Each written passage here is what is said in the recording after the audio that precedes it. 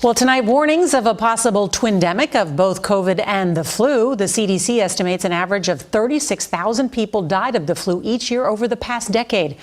And there are fears this season could be a bad one. Here's CBS's Janet Shamlian. Tonight, the race is on to get shots into arms as health officials warn of a potentially devastating flu season colliding with the pandemic. Should we have a tremendously bad flu season, how could that impact the COVID situation? If we have a serious influenza outbreak on top of COVID-19, we potentially are going to overwhelm the healthcare system. That's why in Little Rock, at the University of Arkansas for Medical Sciences, there's a new strategy. That was quick. A one-stop shop for flu shots and COVID vaccines at this clinic. The CDC says people can safely receive both at the same time. Well, I appreciate you doing this.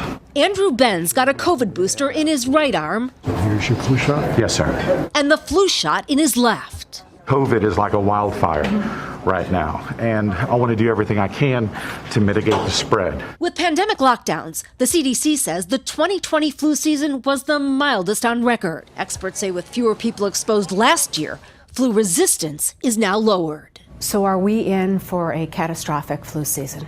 I think there's that potential, and I'm very concerned. In Arkansas, just over 46% of the population is fully vaccinated against COVID, well below the national total of about 57%.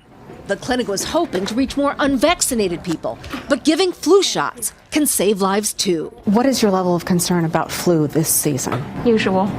Hope I don't get it. Many pharmacies across the country are also offering the flu shot and the COVID vaccine at the same time.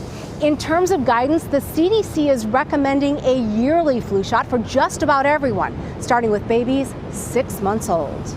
Nora? Janet Shamlian, thank you. Tonight, we're getting details of a bizarre and deadly attack in Norway.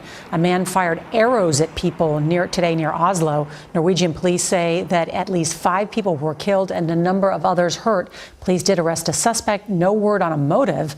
They are not ruling out terrorism.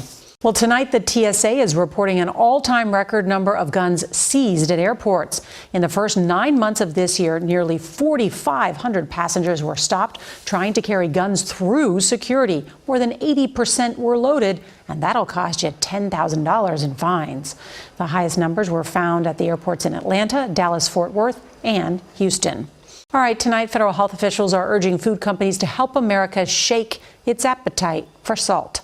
The FDA wants sodium in prepackaged foods and dishes from chain restaurants to be slashed by at least 12% over the next 2.5 years. The hope is cutting sodium will reduce the rate of heart disease.